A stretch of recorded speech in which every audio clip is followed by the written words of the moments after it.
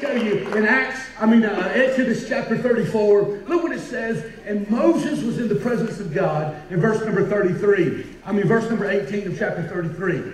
And Moses says something. He says, God, he said, I beseech you that you show me your glory. And while he was talking with God, while he was communing in the presence of God, the Bible says that Moses didn't even realize that his countenance had been altered. That his face began to radiate and illuminate the presence and the glory of God.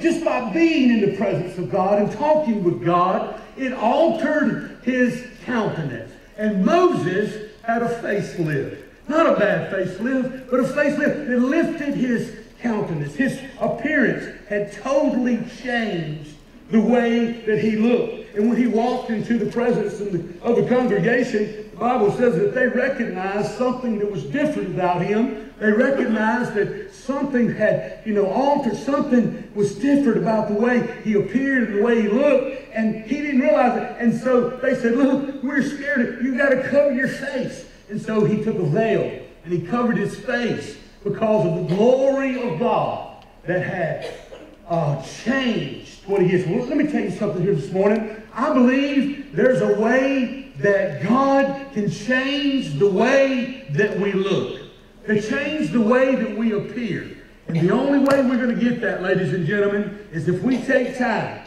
to get into his presence.